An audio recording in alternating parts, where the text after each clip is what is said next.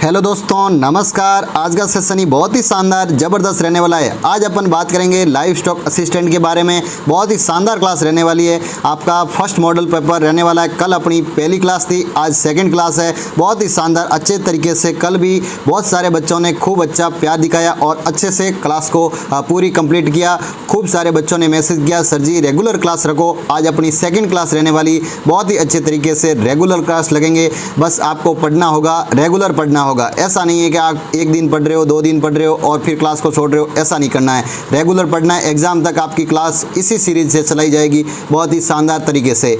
इसी के साथ एक शानदार भाई मोटिवेशनल शायरी हो जाए, फिर अपन क्लास की ओर आगे बढ़ जाएंगे। एक शानदार शायरी क्या है ये आपको जानकारी अभी देंगे जल्दी। पहले शायरी हो जाए। मेरी दीवानगी की कोई हद नहीं, तेरे सूरत के सिवा मुझे कुछ और याद नहीं। मैं एक गुलाब हूँ तेरे गुलशन का, तेरे सिवा मुझे पर किसी का हक नहीं। एक और हो जाए कि नींद से क्या सिकवा जो आती नहीं, कसूर तो उस शेरे का है जो सोने नहीं देता। क्या करे भाई, पढ़ाई सिर पर, मतलब एग्ज़ाम सिर पर है, पढ़ाई करना है। पढ़ाई के लिए बहुत ही मतलब दिमाग के अंदर टेंशन रहती है कि ज़्यादा से ज़्यादा रिवीजन करना है, ज़्यादा से ज़्यादा पढ़ना है, ये पढ़ लूँ, मतलब नींद कैसे आ पाएगी। मतलब इतने ख्वाब देख लिए आपने नौकरी के लिए, अब सोना भी आपके लिए वो कहते हैं बस की बात नहीं रही। मतलब आप चैन से नींद भी नहीं ले पा रहे हो, मतलब बहुत ज़्यादा ख्वाब देखते हो। इसलिए ये शायरी थी बहुत ही शानदार। अब अपन क्लास की ओर आगे बढ़ते हैं और आपको एक शानदार भाई जानकारी देंगे आज। जिनको भी जानकारी पता नहीं है, हमने पहले भी क्लासों में बताया है, लेकिन जिनको जानकारी नहीं मिली है उनके लिए भी बता देते हैं कि राजस्थान कर्मचारी चयन बोर्ड जयपुर द्वारा राजस्थान पशुधन सहायक के लिए लाइव स्टॉक असिस्टेंट के लिए वर्तमान में नवीनतम पाठ्यक्रम के अनुसार ई बुक जो पशुधन सहायक के लिए बहुत ही शानदार LSA की तैयारी करे हो। आपका 13 जून को पेपर है। अब अंतिम दिनों के अंदर आपके लिए ई बुक बहुत ही शानदार तरीके से बनाई गई है और खूब बच्चों ने ली है। अभी तक बहुत सारे बच्चों ने मैसेज भी किए कि सर जी ई बुक हकीकत में बहुत ही शानदार, हमारे लिए बहुत ही मतलब सुविधाजनक और बहुत ही अच्छी थी। एग्ज़ाम के लास्ट टाइम में हमने मतलब इसको परचेज करने के बाद हमारी तैयारी में और मतलब अच्छी तैयारी को लेकर पकड़ हुई है। तो इसी प्रकार से बच्चों के काफ़ी मैसेज दे, ठीक है। तो ई बुक को परचेज करने के लिए आपको क्या करना होगा, आपको ये देखो नंबर दे रखे हैं, इस नंबर पर आपको मैसेज करना होगा। सर जी हमारे को एक मैसेज मतलब ऐसे करना है कि मैसेज डेमो दिखाओ, या सर जी हमारे को ई बुक चाहिए। तो इसी प्रकार से हमारी टीम के द्वारा वो मैसेज देखा जाएगा और फिर आपको वहाँ से रिप्लाई दे दिया जाएगा। फिर आपको वहाँ से ई बुक व्हाट्सएप के जरिए तुरंत पेमेंट करने के बाद आपको तुरंत भेज दी जाएगी। क्या रहने वाला है ई बुक के अंदर 1800 से भी ज़्यादा क्वेश्चंस। क्या फीस रहने वाली है, मात्र 49 रुपये। 50 रुपये भी आपको नहीं खरीदने, मतलब 49 रुपये में केवल मात्र आपको 1800 से भी ज़्यादा क्वेश्चंस। कितना शानदार ऑफर कर दिया। पहले 99 था, कई बच्चों के मैसेज दे सर थोड़ी फीस को कम कर लिया जाए, हमने बिल्कुल कम कर दिया और उसके अंदर भी पशुपालन को ऐड किया, राजस्थान की अर्थव्यवस्था को भी ऐड किया। देख लीजिए क्या क्या ऐड किया है। राजस्थान सामान्य ज्ञान पहले 500 क्वेश्चंस थे, अब 200 क्वेश्चंस और बढ़ाकर 700 क्वेश्चंस कर दिया, ठीक है। राजस्थान का करंट अफेयर्स के 200 क्वेश्चंस जनवरी से लेकर ठेठ मई तक। फिर राजस्थान की राज्य व्यवस्था 100 क्वेश्चंस, दैनिक विज्ञान के 200 क्वेश्चंस, कंप्यूटर के 100 क्वेश्चंस और पशुपालन मतलब एनिमल हस्बेंड्री के भी 500 क्वेश्चंस। मतलब ऐसे मिला के आपको लगभग 1800 से भी ज़्यादा क्वेश्चंस देखने को मिल जाएंगे। बहुत ही शानदार ई बुक बनी है, तो आप भी आज ही खरीदें क्योंकि एग्ज़ाम आज नज़दीक है। क्योंकि आपको देरी नहीं करनी। इसी नंबर पर नंबर देख लो, ये 9461286617, इस पर आपको मैसेज करना होगा। जब जाके आपको ई बुक परचेज करने के लिए आप को व्हाट्सएप के जरिए भेज दी जाएगी। बाकी हमारे को पता नहीं लगता है कि कौन बच्चा कहाँ से मैसेज करता है। इस नंबर पर आप मैसेज करो, तब जाके आपको ई बुक सेंड कर पाएंगे। इसलिए इस नंबर पर आपको मैसेज कर लेना है। अब अपन क्लास की ओर आगे बढ़ जाएंगे बहुत ही शानदार पहले क्वेश्चंस की ओर। पहला ही क्वेश्चंस क्या कह रहा है, बहुत ही बेहतरीन ढंग से पहला ही क्वेश्चंस आ गया भाई। क्या बताया जा रहा है पहले ही क्वेश्चंस में, देख लीजिए ध्यानपूर्वक। थोड़ी स्क्रीन को जूम आउट कर लेते हैं ताकि आपको आराम से पूरी स्क्रीन में शानदार तरीके से देख पाओ। पहला ही प्रश्न आ गया। क्या बताया जा रहा है कि मुर्गी में फाउल पॉक्स व्याधि के टीकाकरण का सही उम्र क्या रहती है। किस उम्र के अंदर अपन फाउल पॉक्स वैक्सीन लगानी चाहिए मुर्गियों के अंदर। ध्यानपूर्वक देख के बताओ। रोगों से जो डिसीज रहती है उसके अकॉर्डिंग सवाल एग्जाम में बनने की संभावना बहुत ज़्यादा है। इसी प्रकार से ये क्वेश्चन से जल्दी से देख के राइट आंसर बता सकते हो आप। तो 8 से 10 सप्ताह के अंदर फाउल पॉक्स वैक्सीन है, उनके मध्य जो समय रहता है वो सबसे उपयुक्त समय माना जाता है फाउल पॉक्स वैक्सीन लगाने का मुर्गियों के अंदर। ध्यान में रखेंगे। अगले क्वेश्चंस की ओर आगे बढ़ेंगे। अगला क्वेश्चंस क्या कह रहा है, अगला क्वेश्चन सी बहुत ही बेहतरीन, बहुत ही शानदार रहने वाला है कि पशुपालन प्रबंधन के प्रसंग में निम्न में से कौन सा जो श्रम कीटाणुनाशक के रूप में उपयोग में नहीं होता, मतलब पशुपालन के उपयोग में नहीं लिया जाता। आयोडीन, लाल दवा, एथिल एल्कोहल या फॉर्मेलिन, मतलब इसी प्रकार से अलग अलग दे रखे हैं। कीटाणुनाशक है जो किसके पशुपालन के मतलब उपयोग में अपन नहीं लेते, ऐसा कौन सा है? ध्यानपूर्वक देख के राइट आंसर बता सकते हो आप। बहुत ही अच्छा सवाल है, बहुत ही शानदार क्वेश्चन है। राइट आंसर क्या हो जाएगा? लाल दवा, बिल्कुल लाल दवा हो जाएगा इसका राइट आंसर। अब अपन अगले क्वेश्चंस की ओर आगे बढ़ेंगे। अगला क्वेश्चंस क्या कह रहा है? ये भी बहुत ही शानदार क्वेश्चंस रहने वाला है, जबरदस्त क्वेश्चंस कि पशुओं में एंथ्रेक्स रोग किसके लक्षण के कारण होता है? एंथ्रेक्स के कारण कौन सी बीमारी हो जाती है या क्या कारण रहता है जिसके कारण एंथ्रेक्स का मुख्य लक्षण रहता है? क्या खांसी हो जाती है, गर्भपात हो जाता है, आकस्मिक मृत्यु हो जाती है या लाल स्त्रावण होती है? जल्दी से देख के राइट आंसर बता सकते हो। आकस्मिक मृत्यु हो जाएगी। एंथ्रेक्स रोग हो जाने पर गलटी बुखार, जिसे एंथ्रेक्स बोलते हैं, जो जीवाणु जनित बीमारी रहती है एंथ्रेक्स, इसके अंदर बैक्टीरियंस बीमारी के कारण ही एंथ्रेक्स होता है, इसमें आकस्मिक मृत्यु हो जाती है, मतलब पशु तुरंत मर जाता है, मृत्यु हो जाती है पशु की, जिसके कारण एंथ्रेक्स के कारण। इसके प्रमुख लक्षण रहता है ये, ध्यान में रखेंगे। अगले क्वेश्चंस की ओर आगे बढ़ेंगे। अगला क्वेश्चंस क्या कह रहा है कि गाय में कर्मोत्तर न जाना के लिए घंटों के कितना समय रहता है? मतलब देख के ध्यानपूर्वक राइट आंसर बताओ। पहला राइट, दूसरा होगा, तीसरा होगा या चौथा होगा? जल्दी से देखकर राइट आंसर बताना है। गायों में कर्मोत्तेजनक के लिए घंटों की कितने घंटों के मध्य होता है भाई, ये देख के आपको बताना है।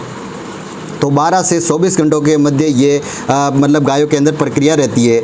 मतलब ये क्या है? एक प्रकार का मतलब ये है कि रंबाना, मतलब गायों के अंदर जो गर्भपात करने के लिए किन के समय के मध्य गायों की उत्तेजना रहती है, मतलब उसके अंदर गायों के अंदर जिस समय अपन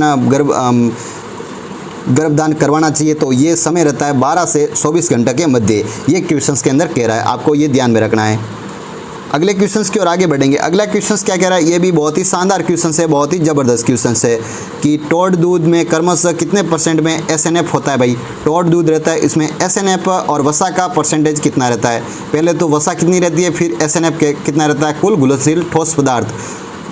ध्यानपूर्वक देख के राइट आंसर बता सकते हो। फैट परसेंटेज जो रहता है 3% और वसा रहती है कितनी?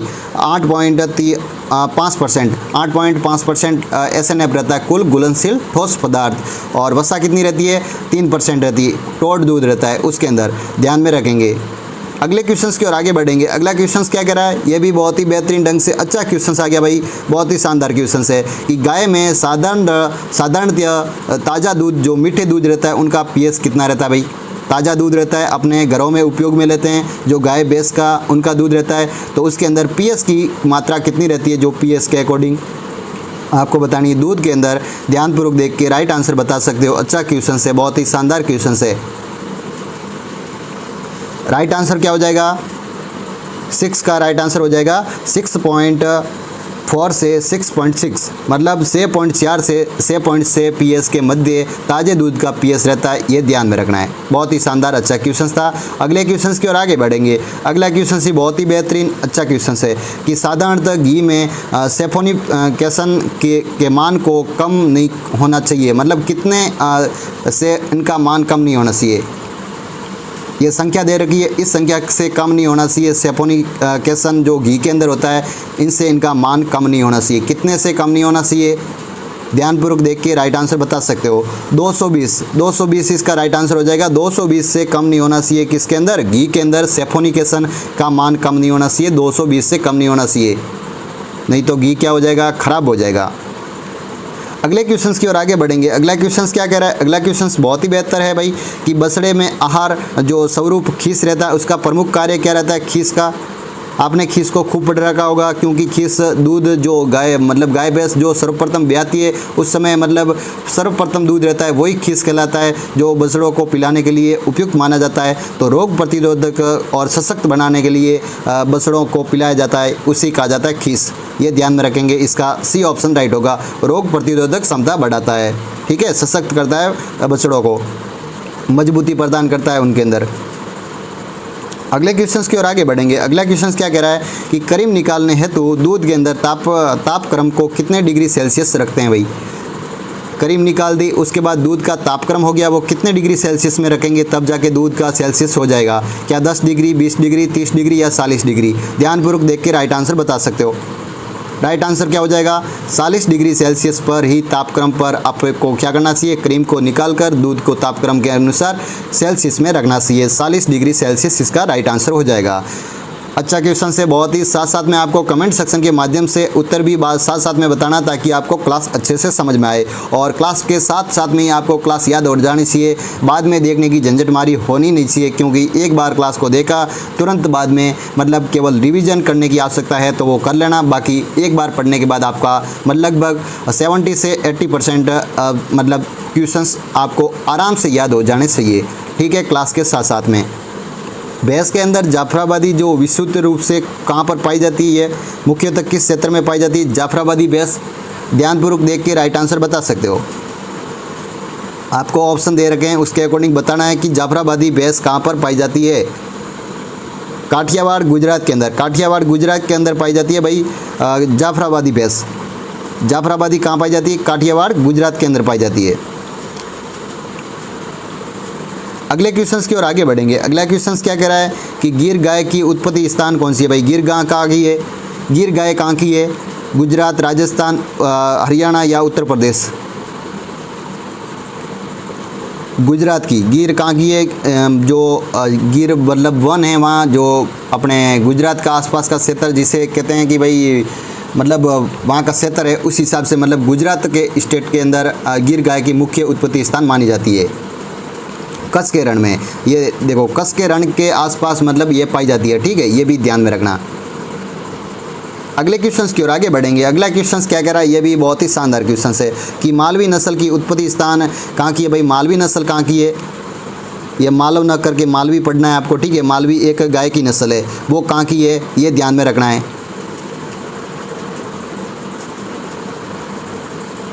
देख लीजिए ध्यानपूर्वक और राइट आंसर बता सकते हैं। मध्य प्रदेश के मालवा क्षेत्र के आसपास, अपने राजस्थान में ये झालावाड़ जिलों के आसपास और कोटा, बारा, बूंदी इन जिलों के अंदर मुख्यतः देखने को मिलेगी। ठीक है, कोटा, बारा, बूंदी, झालावाड़ इन जो हाड़ौती प्रदेश के क्षेत्र में देखने को मिलेगी मालवी, और ये गुजरात का अपने मध्य प्रदेश का मालवा का पठार के आसपास मुख्यतः इसकी उत्पत्ति स्थान मानी जाती है। अगले क्वेश्चंस की ओर आगे बढ़ जाएंगे। अगला क्वेश्चंस क्या कह रहा है, ये भी बहुत ही बेहतरीन ढंग से अच्छा क्वेश्चंस है कि निम्नलिखित में से कौन सा सर्वाधिक जो दूध देने वाली गाय की नस्ल है। सबसे ज़्यादा दूध देने वाली गाय की नस्ल कौन सी है, ऐसा नहीं पूछा डेफिनेटली कि इंडिया के अंदर है या विदेश के अंदर है। आपको सबसे ज़्यादा ओवरऑल जैसे कि गायों के अकॉर्डिंग आपको बताना है तो ऐसे हो जाएगी होल्स्टीन फ्रीजियंस। होल्स्टीन फ्रीजियंस जिसको 6000 लीटर प्रति ब्यात के अंदर क्या देती है, दूध देती है। 6000 लीटर प्रति ब्यात में देती है। कितनी है प्रति ब्यात के अंदर, प्रति ब्यात के अंदर क्या देती है, दूध देती है। और अपनी जर्सी रहती है तो जर्सी 4000 से 4200, और इसका फैट परसेंटेज वसा की मात्रा जर्सी के अंदर ज़्यादा पाई जाती है। और होल्स्टीन फ्रीजियंस के अंदर लगभग 3.5% के आसपास फैट परसेंटेज मिलता है। तो ये ध्यान में रखेंगे। अच्छा क्वेश्चंस। और भारत के अंदर पूछ ले कि सबसे ज़्यादा भारत के अंदर दूध देने वाली गाय की नस्ल कौन सी है, तो वो कौन सी है आप बता देना, साहिवाल। ठीक है, साहिवाल को बता देना। अगले क्वेश्चंस की ओर आगे बढ़ेंगे। अगला क्वेश्चंस देखो, शानदार क्वेश्चंस आया भाई कि सर्वाधिक वसा की मात्रा किस नस्ल के अंदर होती है। सर्वाधिक वसा की मात्रा किस में है भाई, ध्यानपूर्वक देख के राइट आंसर बता सकते हो। पशुओं के अंदर सबसे ज़्यादा वसा की मात्रा मुर्रा के अंदर होती है। क्या, बिल्कुल मुर्रा के अंदर बता देंगे कि ये जो ऑप्शन दे रखे हैं उसके अकॉर्डिंग मुर्रा के अंदर सबसे ज़्यादा 7% वसा की मात्रा पाई जाती है। अगले क्वेश्चंस की ओर आगे बढ़ेंगे। अगला क्वेश्चंस क्या कह रहा है, ये भी बहुत ही शानदार क्वेश्चंस है कि सर्वाधिक दूध देने वाली बकरी की नस्ल कौन सी है।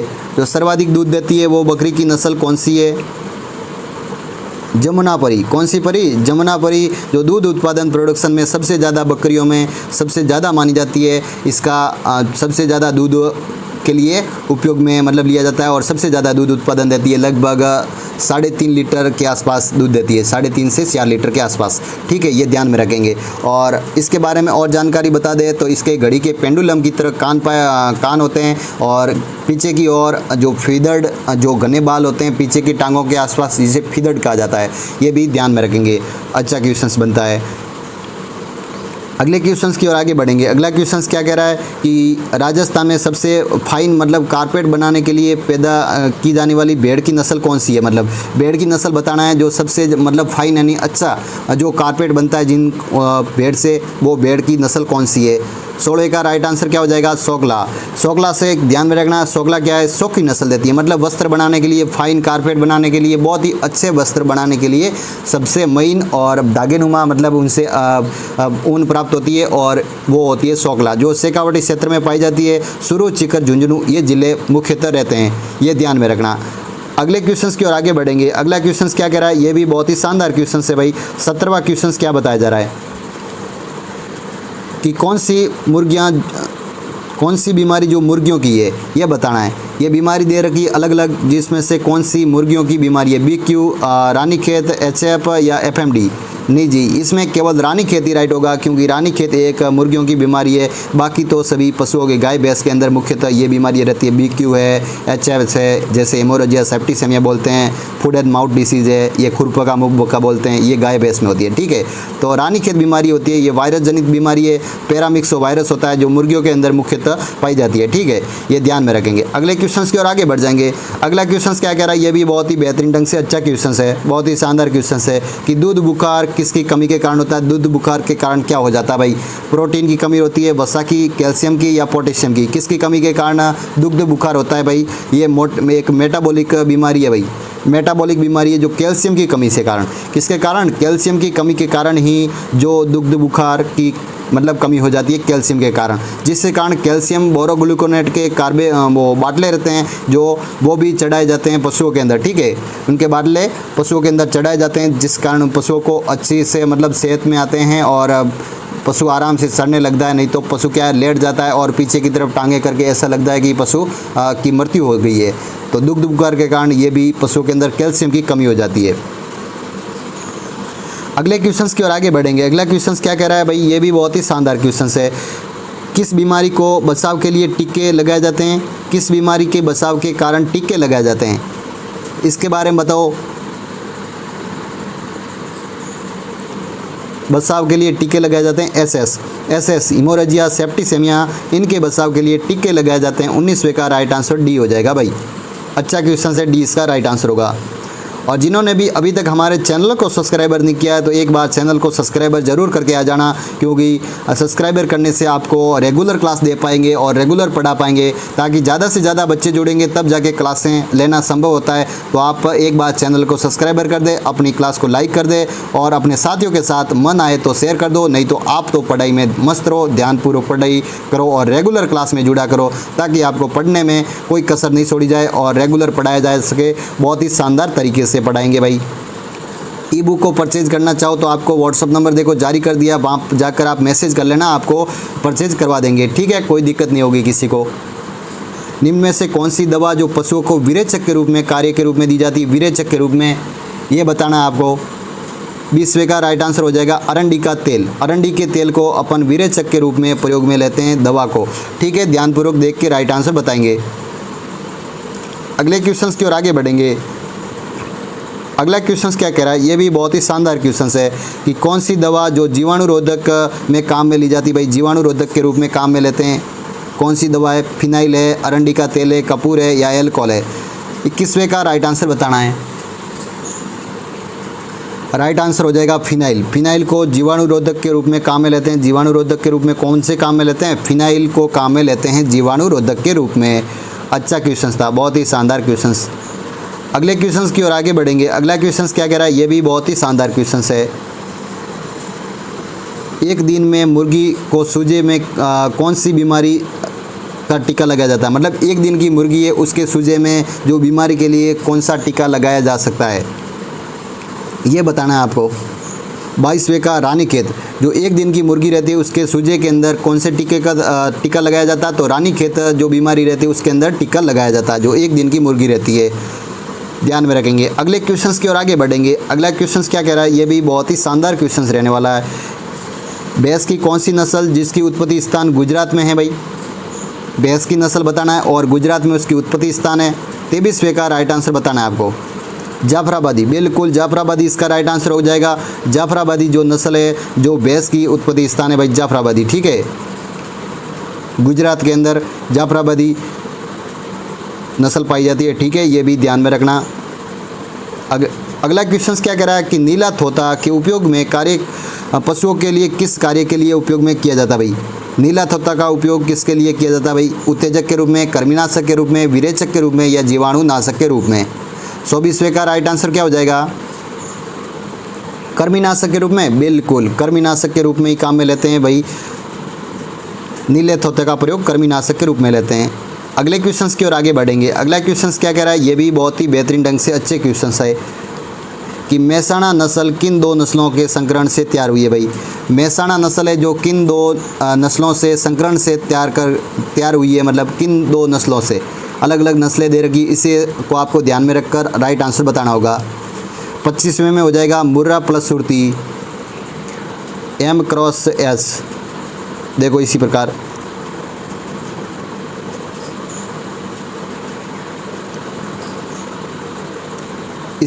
M×S मतलब मुर्रा क्रॉस सुरती बराबर मेहसाणा, इसी प्रकार से ध्यान में रखेंगे आप। अगले क्वेश्चंस की ओर आगे बढ़ेंगे। अगला क्वेश्चंस क्या कह रहा है, ये भी बहुत ही शानदार क्वेश्चंस है कि विदेशी नस्लों में किस के अंदर दूध में सबसे ज़्यादा वसा की मात्रा पाई जाती है? हमने पहले भी डिस्कस किया था, सबसे ज़्यादा वसा की मात्रा विदेशी नस्लों में जर्सी के अंदर पाई जाती है। लगभग 5% के आसपास या 5 या 5.5% के आसपास फैट परसेंटेज रहता है वसा की मात्रा जर्सी गाय के अंदर विदेशी नस्लों के अकॉर्डिंग। अगले क्वेश्चंस की ओर आगे बढ़ेंगे। अगला क्वेश्चंस क्या कह रहा है, ये भी बहुत ही शानदार क्वेश्चंस है कि अविकालीन भेड़ की नस्ल किसके संकरण से तैयार हुई है? मतलब किन किन के मध्य क्रॉस करवाने पर अविकालीन नस्ल जो भेड़ की है वो तैयार हुई है? 27वें का राइट आंसर बताना होगा आपको। बहुत ही शानदार अच्छे क्वेश्चंस लाए हैं, बहुत ही ज़बरदस्त, इससे भी बेटर क्वेश्चंस लाएंगे। हर दिन अपनी क्लास रहेगी और इसी प्रकार रेगुलर जुड़ा करें और बहुत ही शानदार तरीके से पढ़ा करें, ठीक है। कोई किसी को परेशानी हो तो हमारे को कमेंट सेक्शन के माध्यम से बता सकते हो सर जी कि यह हमारी प्रॉब्लम है, या इस प्रकार से क्वेश्चंस आपको क्लास लाई जाए या इसी प्रकार से आपको हमारे को पढ़ाया जा सके, तो आपको इसी प्रकार से अपन कोशिश करेंगे। आप रेगुलर मैसेज करने के माध्यम से आप मैसेज ज़रूर करना, ठीक है। अब इसका राइट आंसर बता सकते हो। 27वें का राइट आंसर हो जाएगा, राइट आंसर क्या हो जाएगा?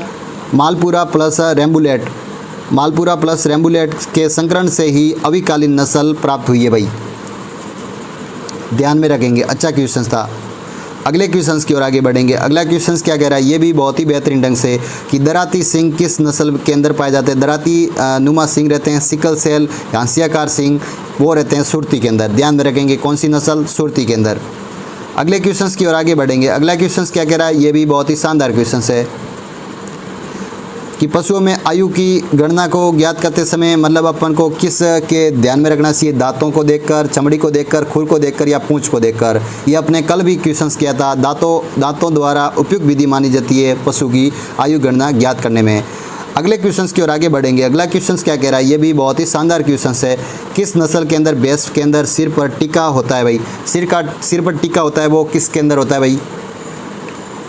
सफ़ेद टीका होता है शरीर के अंदर, वो होता है पंच कल्याणी जो नीली रावी भैंस की नस्ल है, उसके अंदर सतलज नदी के पानी नीला होने के कारण भी इसका नाम नीली रावी पड़ा। और पंच कल्याणी भी कहा जाता है क्योंकि शरीर में अलग अलग भागों में अलग अलग सफ़ेद रंग के धब्बे होने के कारण इसे नीली रावी कहा जाता है। ये पंजाब के गुरदासपुर और फिजरोलपुर इन इलाकों में मुख्यतः देखने को मिलती है ये भैंस, ध्यान में रखेंगे। अब क्लास को यहीं समाप्त करेंगे। इससे पहले आपको जिनको ई बुक परचेज करना है वो इसी नंबर पर, आपको एक बार नंबर लिख लेते हैं, इसी नंबर पर आप मैसेज कर लेना, आपको ई बुक परचेज करवा दी जाएगी। ये देख लीजिए नंबर, इसी नंबर पर आपको मैसेज करना होगा, तब जाके आपको ई बुक हम परचेज करवा पाएंगे और बहुत ही शानदार अच्छे तरीके से रेगुलर पढ़ा करें और क्लास के अंदर जुड़ा करें, ठीक है। आज के लिए इतना ही। सभी विद्यार्थियों के लिए थैंक यू।